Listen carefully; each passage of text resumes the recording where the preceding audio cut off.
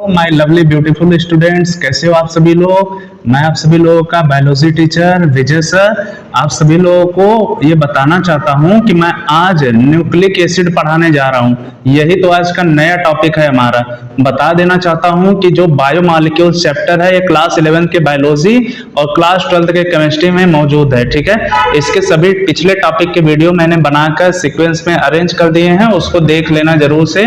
तो चीजें आपको एक सीक्वेंस में मिलेंगी और लास्ट में क्या करेंगे नीट का क्वेश्चन भी सॉल्व कराएंगे, प्रैक्टिस भी कराएंगे जो प्रीवियस ईयर में पूछे गए हैं या तो फिर जो आने वाले हैं। ठीक, और यहाँ पर हम आप लोगों को पढ़ाएंगे किस चीज से, किस मटेरियल से। एनसीईआरटी की बुक दिख रही है, इसकी लाइन बाय लाइन हम लोग पढ़ाएंगे हम आपको, और आप सभी लोग इसको क्या करेंगे, अच्छे से हाईलाइट कीजिएगा केवल बुक में अपने, और जो कॉन्सेप्ट हम बताएंगे उसको जरूर से लिखिएगा। ठीक है, जिससे आपको जीवन भर कभी भी दोबारा इस टॉपिक को पढ़ने की जरूरत नहीं पड़ेगी, और क्वेश्चन जो आएंगे वो देखते ही आप उड़ा देंगे, उसको एकदम इजीली सॉल्व कर लेंगे। ठीक है, तो आप लोग जी जान मेहनत लगाकर पढ़िए। क्यों जी जान मेहनत लगाकर पढ़िए? क्योंकि आपके माता पिता से आपको बहुत अरमान है, आपको भी अपने भविष्य में कुछ करना है और बड़ा ही करना है। ठीक है, जिससे आपका भी नाम हो, आपके माता पिता का भी नाम हो। ठीक है, जिससे आपके माता पिता भी आपको बताते समय किसी से फक्र महसूस करें। ठीक है, इसलिए आपको पढ़ना है। ठीक है प्यारे बच्चों, तो चलिए आइए हम लोग क्या शुरू करते हैं। देखिए, इसमें ये मसला कोई नहीं है कि सर ये हिंदी पीडीएफ है, तो हिंदी इंग्लिश से कोई मतलब नहीं बेटा। हम चीजों को इंग्लिश में भी बताते हैं, जो चीजें एक्सप्लेनेशन, जैसे मान लो कि यहाँ पर गुणसूत्र लिखा है तो उसको इंग्लिश में क्या कहते हैं, क्रोमोसोम कहते हैं। तो हिंदी इंग्लिश दोनों वाले बच्चे हमारे इस वीडियो को देखेंगे तो कॉन्सेप्ट डेवलप तो बेटा हिंदी में ही होता है। बड़ी बड़ी कहीं कोचिंग में चले जाओगे तो वहां पे पढ़ाया हिंदी में ही जाता है, केवल वर्ड्स इंग्लिश में बोले जाते हैं। इसलिए इंग्लिश और हिंदी को लेकर बिल्कुल भी कंफ्यूज नहीं होना है। तो चलिए, अब देरी हो रही है, हम ये नहीं चाहते हैं कि देरी हो, तो शुरू करते हैं आज का प्यारा सा लेक्चर। तो लेक्चर क्या है? न्यूक्लिक अम्ल यानी कि न्यूक्लिक एसिड। तो इससे पहले हम लोग देखेंगे कि न्यूक्लिक एसिड की खोज कौन किया था। ठीक है, तभी ना। तो इसको समझने के लिए हम आप लोगों को यहाँ पर तो लिखते नहीं बनेगा, हम आप लोगों को लेके चल रहे हैं बोर्ड पर, एक ग्रीन बोर्ड पे, अपने प्यारे से बोर्ड पर, जहां मैं आप लोगों को बताऊंगा कि इसकी खोज कौन किया था सबसे पहले। ठीक है, तो एक बार इसका हम कलर चेंज कर लेते हैं जिससे आप लोगों को आसानी से ये चीजें अच्छे से दिखाई दे, कोई भी प्रॉब्लम आपको ना आए। ठीक है, तो इसकी जो न्यूक्लिक एसिड अगर हम लोग पढ़ रहे हैं, न्यूक्लिक एसिड, ठीक है, तो इसकी जो डिस्कवरी है वो खोज कौन किया है? फ्रेडरिक मीशर। ठीक है, कौन किया है? फ्रेडरिक मीशर। कहां पर किए हैं? WBC की सेल्स का वो स्टडी कर रहे थे, तब उनको दिखाई दिया कि उन सेल्स के न्यूक्लियस में कुछ ऐसा पदार्थ मौजूद है। ठीक है, तो वो न्यूक्लियस में खोजा था। ठीक है, कहां पर खोजे थे? पहले तो ये WBC सेल्स में। किस सेल्स में? WBC। इसको पस सेल्स भी कह सकते हैं, पस सेल्स में खोजे थे। और इसमें इनको कहां पे मिला था? इस सेल में भी किस भाग में? न्यूक्लियस में। ठीक है, कहां पर? न्यूक्लियस में। तो इसीलिए इसका नाम वो जो है ना न्यूक्लिक एसिड फ्रेडरिक मीशर नहीं रखे हैं। तो फ्रेडरिक मीशर क्या बोले इसको? तो इसको बोले न्यूक्लिन। क्या बोले? न्यूक्लिन। इसको अगर हम लोग इंग्लिश में लिखेंगे तो इसकी स्पेलिंग हो जाएगी क्या? एक सेकेंड। ठीक है, NUCLEIN, न्यूक्लिन नाम दिए थे। ठीक है, अब कोई दूसरे भाई वैज्ञानिक आएंगे तभी ना इसको खोज वोज के क्या करेंगे। अच्छा, ये अगर हम लोग बात करें सन की, तो कौन से सन में? 1869 में। ठीक है, 1869 में डिस्कवर किए थे। अब इसके बाद एक वैज्ञानिक आते हैं अल्टमान। ठीक है, कौन आते हैं? अल्टमान। ठीक है, अब ये अल्टमान जो है 1889 में, ठीक है, इन्होंने भी क्या किया? अब देखिए, यहां से लगभग नियर अबाउट कितना ईयर हो गया? 20 ईयर। ठीक है, तो 20 ईयर बाद इन्होंने क्या देखा कि इसका नाम जो है ना, कि इन्होंने बताया, अल्टमान ने बताया कि ये जो चीज है ये 3 चीजों से मिलकर बनी है। Phosphoric acid, pentose sugar, nitrogenous bases. ठीक है, 3 चीजों से मिलकर बना हुआ है। और इसके बाद इसकी जो नेचर कैसा है? इसका एसिड, ठीक है, फास्फोरिक एसिड, एसिड प्रेजेंट है इसमें, तो इसी वजह से इसका नाम क्या दे दिए? वो न्यूक्लिक एसिड। ठीक है, तो न्यूक्लिक एसिड नाम कौन दिया है? अल्टमान ने। ठीक है, कब दिया है? सन और डिस्कवरी कौन किया है? डिस्कवरी किए हैं भाई ये फ्रेडरिक मिशर ने, ठीक है। कब किए हैं? 1869 में। कहाँ किए हैं? फर्स्ट सेल्स यानी WBC में। ये न्यूक्लियस में इनको क्या नाम दिया? न्यूक्लिन नाम दिया था, ठीक है। तो ये तो बेसिक सी बातें हो गई। अभी हम इसको न्यूक्लिक एसिड में क्या होते हैं, कैसे होते हैं, उसको बताएंगे। उससे पहले हम लोग NCERT में भी तो पढ़ लें कि क्या चीजें हैं। देखिए NCERT में पढ़ने से पहले मैं आप लोगों को बता दूं कि जैसे मान लीजिए कि हम लोग क्या होते हैं कि कोई देखता है तो कहता है कि तुम बिल्कुल अपने पापा की तरह हो या बिल्कुल मम्मी की तरह दिखते हो देखने में, ठीक है। तो इसी तरीके से आपको भी जरूर कोई ना कोई ऐसा मिला होगा जिसने कहा होगा कि तुम बेटा एकदम अपनी मम्मी की तरह दिख रही हो या तुम अपने पापा की तरह दिख रहे हो। तो ऐसा क्या हुआ होगा, ठीक है। तो यही जो एक पीढ़ी से दूसरी पीढ़ी में जाएगा वो क्या कहलाएगा? क्रोमोसोम। क्या कहलाएगा? क्रोमोसोम। तो आइए हम लोग NCERT की PDF को देख के अगर ये चीजें पढ़ते हुए समझेंगे तो आप लोगों को भी बहुत अच्छा लगेगा, नहीं तो कहेंगे कि सर ऐसे हमको क्या बताते जा रहे हैं, ठीक है। तो हम लोग आइए अपने PDF पर आ जाते हैं, ठीक। यहाँ पर देखिए लिखा हुआ है प्रत्येक प्रजाति की हर एक पीढ़ी कई अपने पूर्वजों के समान होती है। ये विशिष्ट गुण मतलब एक स्पेशल गुण एक पीढ़ी से एक जनरेशन से दूसरे जनरेशन में जाते रहते हैं, ठीक है। तो ऐसा क्यों है? क्योंकि यह पाया गया है कि जीवित कोशिका यानी कि जो लिविंग सेल होती है उसका न्यूक्लियस जो होता है, सेल का जो न्यूक्लियस होता है, यही इसी न्यूक्लियस में ही कुछ ऐसा होता है जो एक जनरेशन से दूसरे जनरेशन तक चीजों को ले जाता है, एक पीढ़ी से दूसरे पीढ़ी में लक्षणों को ले जाता है, ठीक है। जिसे आनुवंशिकता कहते हैं। कोशिका के नाभिक में उपस्थित यानी कि जो सेल का न्यूक्लियस होता है उसमें उपस्थित वह कण मतलब कि वह चीज जो आनुवंशिकता यानी कि लक्षणों को एक पीढ़ी से दूसरे पीढ़ी तक ले जाने के लिए रिस्पॉन्सिबल होता है, उत्तरदायी होता है, क्या कहलाता है? क्रोमोसोम कहलाता है, ठीक है।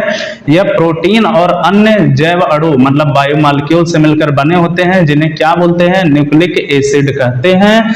अब हम लोग देखेंगे यहाँ पर खुद ही लिख दिया अपने से, न्यूक्लिक एसिड मुख्यतः दो प्रकार के होते हैं। एक जानते हैं DNA और एक का नाम सुने हैं RNA। DNA मतलब डीऑक्सीराइबोस न्यूक्लिक एसिड और RNA का मतलब यहाँ पर लिखा है राइबोस न्यूक्लिक एसिड, ठीक है। चूंकि न्यूक्लिक अम्ल न्यूक्लियोटाइडों की लंबी श्रृंखला वाले बहुलक होते हैं इसीलिए इन्हें पॉलीन्यूक्लियोटाइड भी कहते हैं। तो ये आपको लाइन नहीं समझ में आई होगी और ये भी दो प्रकार कैसे बता दिया, तो इसी को समझाने के लिए चलिए आइए हम आप लोगों को दिखाते हैं, ठीक है। कुछ कॉन्सेप्ट बताते हैं, उस कॉन्सेप्ट को एकदम इजीली बढ़िया से ध्यान से समझिएगा।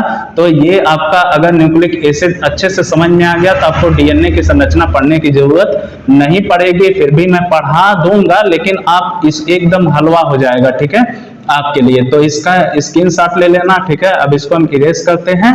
अब आ जाते हैं अपने ओरिजिनल लेक्चर पर, ठीक है। तो हमको क्या मालूम है भाई, यहाँ पर हमको पता है कि हम लोग क्या पढ़ रहे हैं? न्यूक्लिक एसिड पढ़ रहे हैं, ठीक है। Na मतलब न्यूक्लिक एसिड।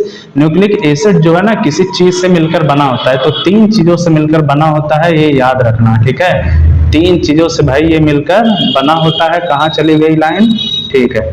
तो इसमें जो फर्स्ट होता है वो क्या होता है? वो होता है फास्फोरिक एसिड। क्या होगा बच्चों? फास्फोरिक। थोड़ा सा ऊपर नीचे लिखा रहा है तो इसको समझ लेना अपने से। फास्फोरिक एसिड, ठीक है। इसका फार्मूला क्या होता है? H3PO4 या इसको हम लोग फास्फेट ग्रुप भी कहते हैं। कब कहेंगे फास्फेट ग्रुप? जब ये तीनों H निकल जाएगा और इस पे जो है माइनस आ जाता है P पर, ठीक है। तब P पे 3 माइनस आ जाएगा। फिर इसके बाद अगर हम लोग बात करें दूसरा इसका कंपोनेंट क्या होता है इंपॉर्टेंट, उसको कहते हैं पेंटोज शुगर। क्या बोलेंगे? Pentose sugar. अब याद आया जब कार्बोहाइड्रेट पढ़ा रहे थे तो कहे थे कि बताएंगे आपको पेंटोज शुगर जब न्यूक्लिक एसिड पढ़ाएंगे, तो नहीं वीडियो देखे हैं तो जाकर देख लीजिए। पेंटोज शुगर, पेंटोज शुगर मतलब 5 कार्बन वाली शुगर, ठीक है। तो पेंटोज शुगर में भी यहाँ पर ना 2 भाग हो जाएंगे इसके, ठीक है। एक का फार्मूला होता है C6H10O4 और एक का फार्मूला होता है C5H10O5, ठीक। अब कहेंगे कैसे ये 4 है कैसे 5 है, तो इसका हम लोग स्ट्रक्चर देखेंगे। अभी NCERT में दिया है तो समझ में आएगा। ये कौन सी शुगर है? ये डीऑक्सीराइबोस शुगर है। कौन सी है? डीऑक्सीराइबोस शुगर, ठीक है। और इसके बाद हम लोग देखेंगे ये वाली कौन सी शुगर है? ये है राइबोस शुगर, यानी कि पढ़ेंगे इसमें, एक सेकेंड कहाँ चला गया भाई, शुगर, ठीक है। तो हम लोग जितने भी ये शुगर पढ़ेंगे ये मोनोसैकेराइड में आपको पढ़ाया हूँ, ठीक है।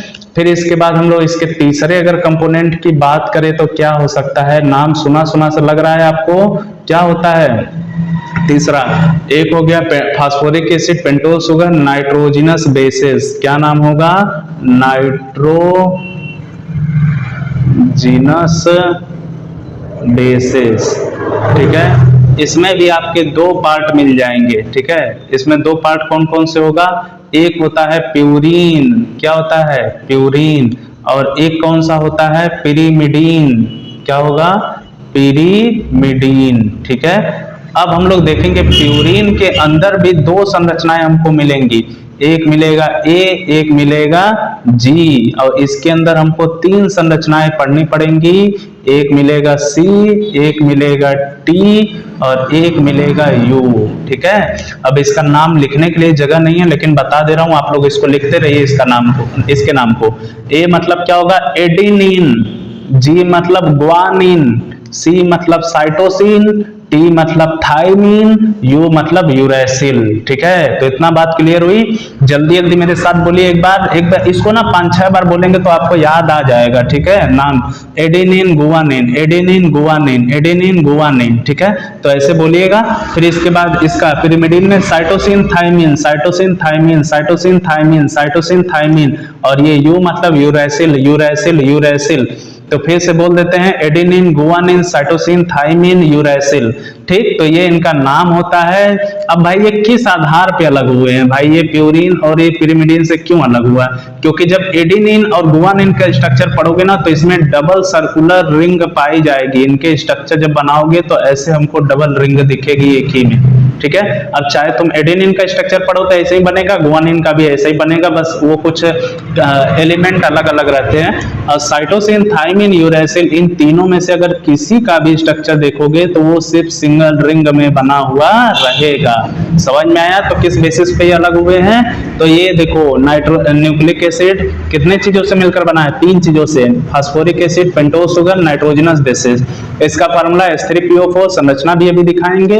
पेंटोस शुगर में भी 2 टाइप शुगर, डीऑक्सीराइबोस शुगर यानी कि कहां पर प्रेजेंट होगी डीएनए में, और राइबोस शुगर कहां पर प्रेजेंट होगी आरएनए में। तो यानी डीएनए और आरएनए में एक अंतर दिखा आपको यहीं पे कि डीएनए में कौन सी शुगर प्रेजेंट होगी, डीऑक्सीराइबोस शुगर, और आरएनए में राइबोस शुगर। इसी तरीके से नाइट्रोजनस बेसिस की बात करें तो भाई इसमें प्यूरीन है, पिरिमिडीन है, ठीक है। तो प्यूरीन में भी एडेनिन गुआनिन, फिर पिरिमिडीन में साइटोसिन थाइमिन यूरेसिल, ठीक है। अब हम लोग जब डीएनए की संरचना बताएंगे तब उसमें बताएंगे कि एडेनिन जो होता है वो किसके साथ जुड़ता है, गुआनिन। अच्छा बता देते हैं, जो एडेनिन होता है ना बच्चों, एडेनिन हमेशा याद रखना डबल बॉन्ड थाइमिन के साथ जुड़ता है, ठीक है। और गुआनिन जो होता है यहाँ पे ट्रिपल बॉन्ड किसके साथ जुड़ता है, साइटोसिन के साथ। तब कहोगे कि भैया यूरेसिल सर जी कहाँ गया, तो बेटा हम ये डीएनए में बता रहे थे, जब चारगाव का नियम पढ़ाएंगे तब बताएंगे, ठीक है। कि चारगाव के नियम में ही है कि एडेनिन किसके साथ, क्योंकि देखो डीएनए में जो होता है ना थाइमिन पाया जाता है, यूरेसिल नहीं पाया जाता है। और जब आरएनए पढ़ोगे तो यूरेसिल पाया जाएगा, थाइमिन नहीं पाया जाएगा। तो देखो डीएनए आरएनए में यहाँ एक और अंतर मिल गया, क्या चीज कि डीएनए में थाइमिन पाया जाता है और आरएनए में क्या पाया जाता है, थाइमिन के स्थान पर यूरेसिल पाया जाता है, ठीक है।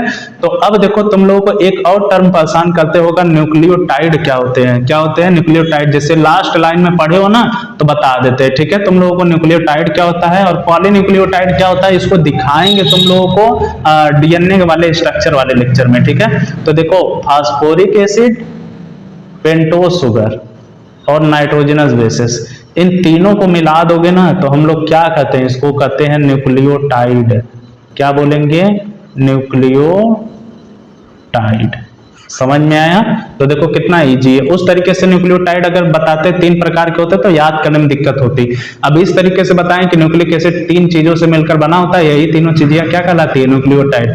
जब बहुत ज्यादा न्यूक्लियोटाइड आपस में जुड़ेंगे तो क्या कहलाएंगे, पॉलीन्यूक्लियोटाइड। वो तो डीएनए के स्ट्रक्चर में सभी लोग देख सकते हो, ठीक है। तो ये चीजें इतना बात समझ में आई पूरा सभी को, ठीक है। अब हम लोग क्या करेंगे, अब अगले वीडियो में मिलेंगे। अगले वीडियो में डीएनए के स्ट्रक्चर बहुत ज्यादा इंपॉर्टेंट है और इसी तरीके से बना के फिर से उसको बताऊंगा और पूरा डिटेल में उसको बताऊंगा। क्यों डीएनए में जो है कि डबल हेलिक्स होता है और क्यों 5 प्राइम 3 प्राइम क्या होता है, पूरा दिखाऊंगा एक एक चीजों को, ठीक है। तो इसीलिए वीडियो को बिल्कुल भी स्किप मत करना। अच्छा, देख लेते हैं एक बार कि एनसीईआरटी में अभी क्या बचा हुआ है, ठीक है।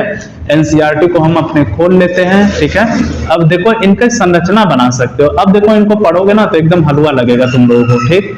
देखो जैसे अब न्यूक्लिक एसिड का रासायनिक संगठन करोगे तो डीएनए या तो आरएनए ले लो, इनके पूर्ण जल अपघटन से पेंटोज शुगर दिखा, फिर फास्फोरिक एसिड मतलब फास्फोरिक अम्ल और नाइट्रोजन युक्त विषम चक्रीय यौगिक वही नाइट्रोजनस बेसेस मिलते हैं जिन्हें क्षारक कहते हैं, वही बेसिस कहते हैं। डीएनए अणु में देखो दिया है बीटा 2 डी ऑक्सीराइबोस शुगर होती है, जबकि आरएनए में यह बीटा डी राइबोस शुगर होती है। यहाँ पर मोस्ट इंपॉर्टेंट ये डायग्राम है बेटा, देख लो। जैसे हम कहे थे फार्मूला होता है ना, तो इसका फार्मूला क्या होता है, इसका फार्मूला हमने बताया है C5 होता है, H10 होता है, O5 होता है, ठीक है।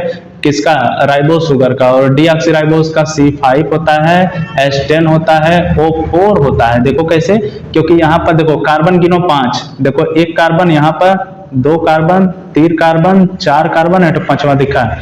अब इनमें हाइड्रोजन गिन लो, 10 होंगे, गिन लेना अपने से।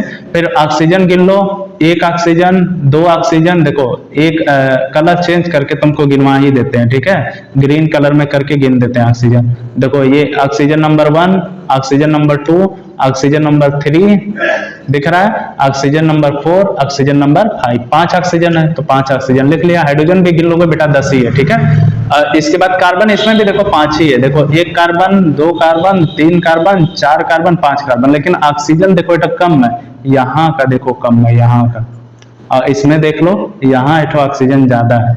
समझ में आया? तो यहाँ से स्ट्रक्चर एनसीईआरटी में दिया है, तो यहाँ से क्वेश्चन आ सकता है, इसे बना के दे देगा, पूछ लेगा किसका स्ट्रक्चर है, तो इसको बताना पड़ेगा, ठीक है। तो ये तो हो गया हम लोग का पेंटोज शुगर में स्ट्रक्चर। फिर इसके बाद हम लोग देखते हैं थोड़ा बहुत वाटसन के बारे में दिया है, ये तो डीएनए का स्ट्रक्चर हम लोग पढ़ेंगे तब हम लोग के लिए जानना जरूरी हो जाएगा। फिर इसके बाद देख लो इनका स्ट्रक्चर, केवल देख लो क्योंकि अगले लेक्चर में मैं बताऊंगा इनको, ठीक है। देखो अब एडेनिन जो बताए हैं, ए देखो याद करो, एडेनिन किस में आ रहा था, प्यूरिन में, प्यूरिन बताए थे डबल रिंग वाला होगा, तो ये एडेनिन का स्ट्रक्चर हो गया, ठीक है। कहाँ गया भाई पेन इसका, ठीक है, एडेनिन डबल वाला स्ट्रक्चर हो गया, रिंग वाला। गुआनिन भी ऐसे ही इसी के खानदान में था, प्यूरिन वाले में, तो इसमें भी डबल स्ट्रक्चर है। अब देखो साइटोसिन में क्या है बेटा, सिंगल स्ट्रक्चर है, थायमिन में सिंगल है, यूरेसिल में भी देख लो सिंगल है, ठीक है। अब इसके बाद इसकी संरचना देखना है तो वो भी देख सकते हो तुम लोग इजिली, ठीक है। तो अब इसकी संरचना को देखना है तो देख लो, कोई दिक्कत नहीं हमसे, ठीक है। तो इसकी संरचना को देखने के लिए हम लोग क्या जानेंगे एक बेटा देखो पी से जुड़ा रहेगा यस, ठीक है, फास्फोरिक एसिड या फास्फेट ग्रुप से कौन जुड़ा होगा, यस, यस मतलब पेंटोज शुगर। इस पेंटोज शुगर से जुड़ा रहेगा कौन सा, जो नाइट्रोजनस बेस, ठीक है। तो इसको मैं डिटेल में बताऊंगा डीएनए वाले स्ट्रक्चर में, क्योंकि डीएनए के सेम स्ट्रक्चर यही है बेटा, क्योंकि न्यूक्लिक एसिड के ही लड़के होते हैं डीएनए और आरएनए, ठीक है। तो डीएनए के स्ट्रक्चर हम नेक्स्ट वीडियो में बताएंगे, तो उसमें बताएंगे ये सभी चीजें, ठीक। तब तक स्ट्रक्चर इन सबका बना लेना, adenine, guanine, cytosine, thymine, uracil.